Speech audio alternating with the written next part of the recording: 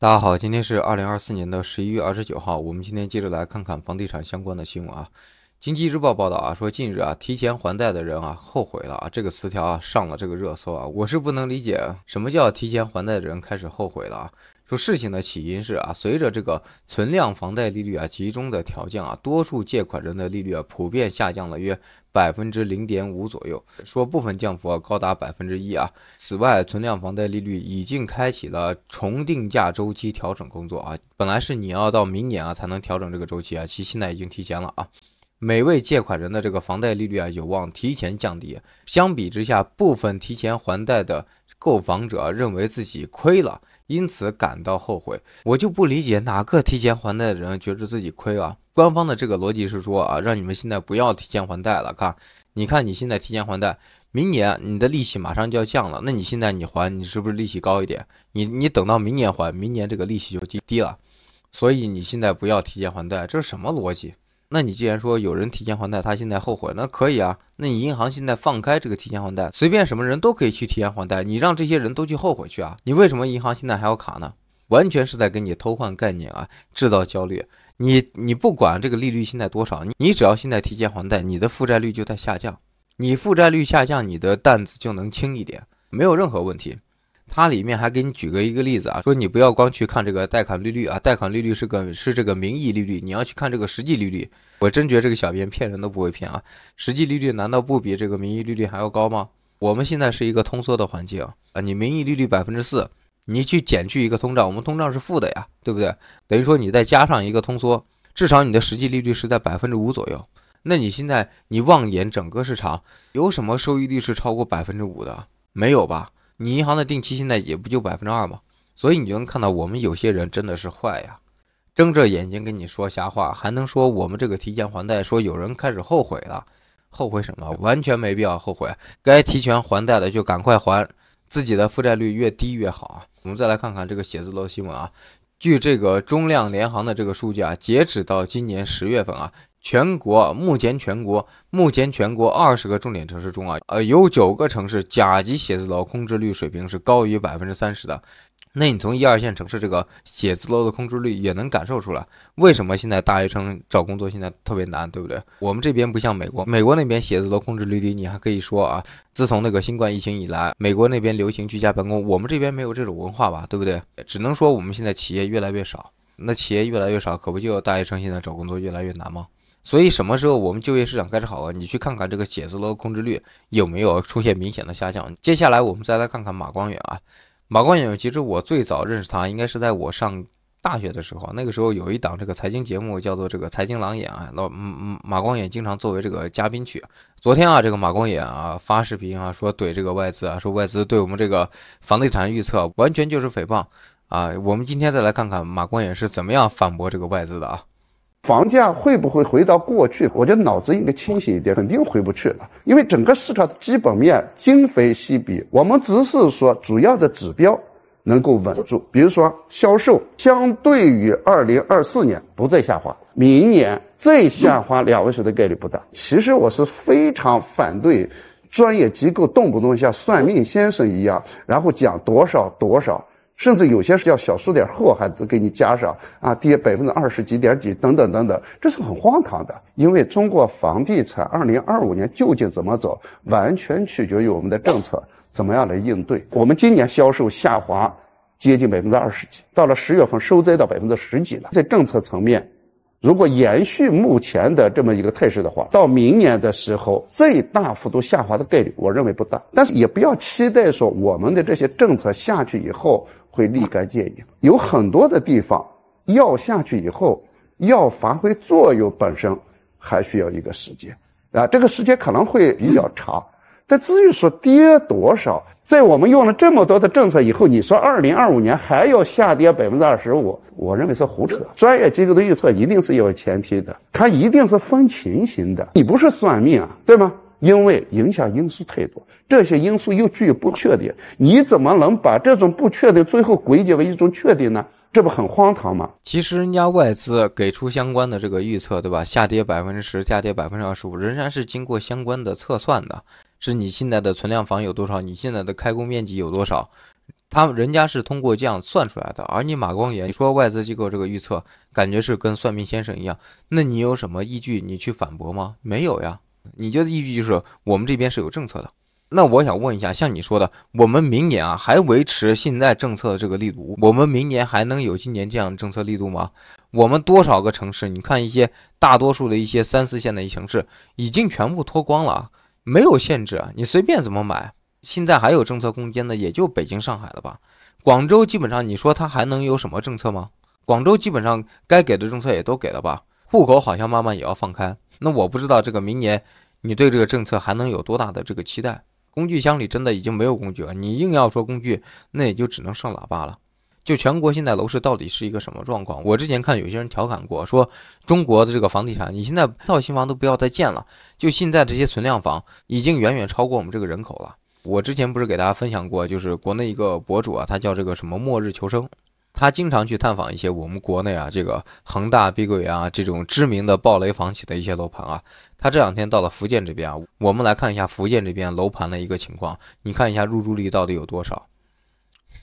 海边修建一座空城，价格从17000跌到5000。这里是厦门湾嘉禾望云海，一座入住率不足5%的空城，是气哭了许多投资客的伤心地。因为来这的第2天，我就碰到个阿姨，她19年买的，单价15000，但在24年的今天，每平米只能卖5000，90平的房子直接亏损近100万。现在是现在能卖多少钱？我那天碰到那个大哥，56千。哦，你买的那个2号楼是15000。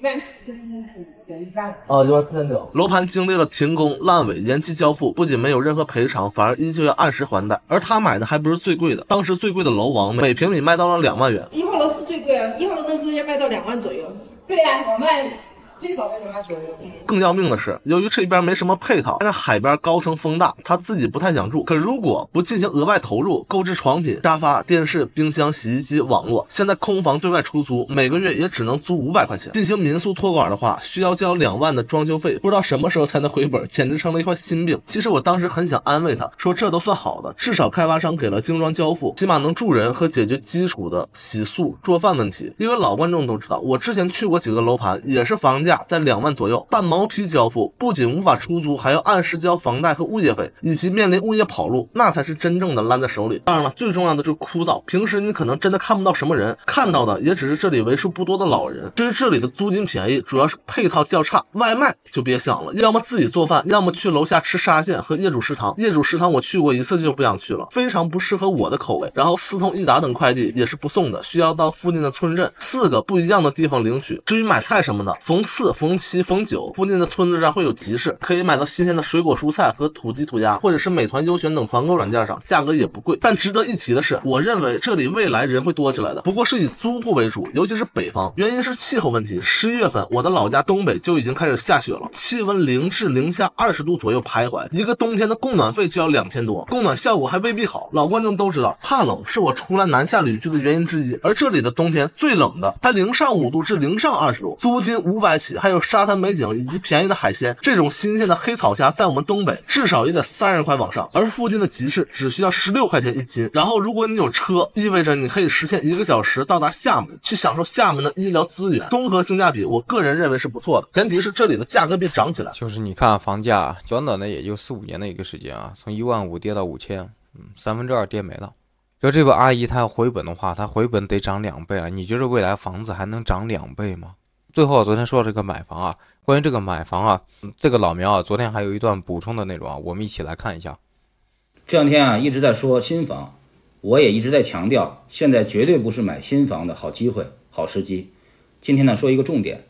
大家如果现在计划买新房，一定要去观察一下这个新房周围的基本上相同品类的二手房的价格的情况，看一看新房和二手房的价差到底有多大。因为这2年市场的整体下行，但是新房价格下降的幅度相对有限，而二手房下降的幅度有的地方非常大，这就造成很多地方的新房和二手房的价差非常大。大家想一想，你现在买新房，买到手里就变成了二手房，可能都用不了1、2年、2、3年的时间，这个房子稍微有一些老化，它的价格就会回落到本地二手房的一个大概的位置上，而这个价格的变化还都不是市场下行造成的，就是由于新房、二手房的巨大的价差造成了自然的落价。这个落价的幅度可能会很大，相当于是你的首付，甚至超出了你的首付。